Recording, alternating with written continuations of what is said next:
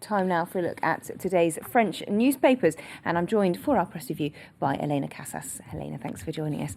So what's making France's headlines today?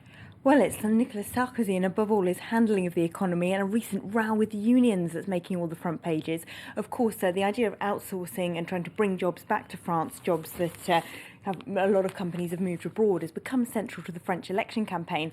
But Nicolas Sarkozy has used it, if you like, as an excuse to attack the unions, saying it's their fault that companies move jobs abroad because they've made the labour market in France so unflexible. It's inconvenient for companies to be working here. So Libération's front page today has got the antisocial president as a headline. Now, that's because he specifically attacked the CFDT union today after 150 of their members protested outside of his campaign headquarters. He accused them of insulting him and trying to break in.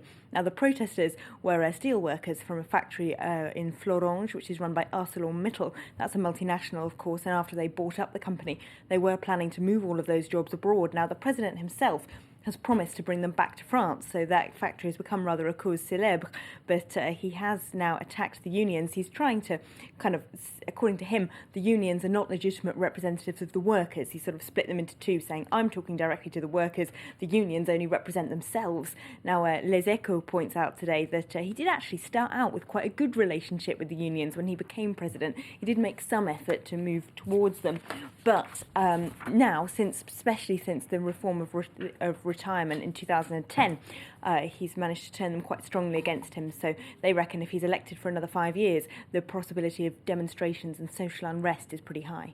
Okay, so definitely not popular with the unions at the moment, Sarkozy, but is he doing better with anyone else?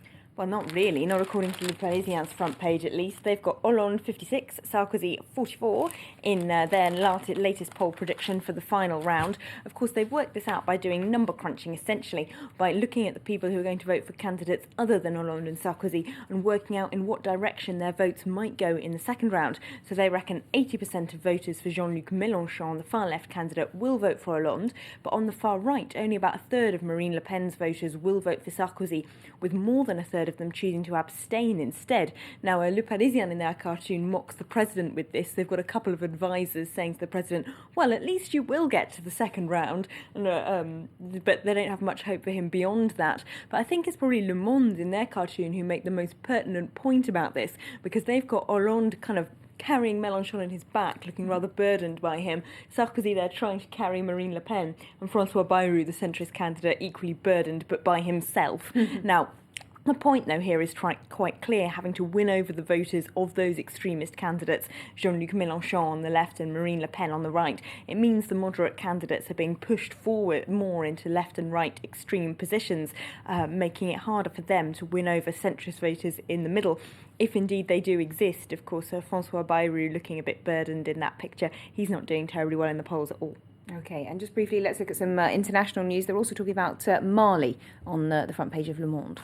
Yes, in the editorial, their headline is Mali threatened, West Africa mobilised. They've actually got some very positive words there for the leaders of ECOWAS, that's the West African regional body. They say it's a region that's seen a lot of crises recently, most notably the Ivory Coast conflict, but now those leaders have rallied together very quickly. They came to Mali very quickly, gave the junta a 72-hour deadline, remember, to move back to democracy, and they have indeed seen that process start to take shape. As the junta say, they will step down and call for new elections. So they say it's an excellent example of regional cooperation that should be copied more widely throughout Africa. Okay, well, thanks very much indeed, Elena, for that look at today's French newspapers.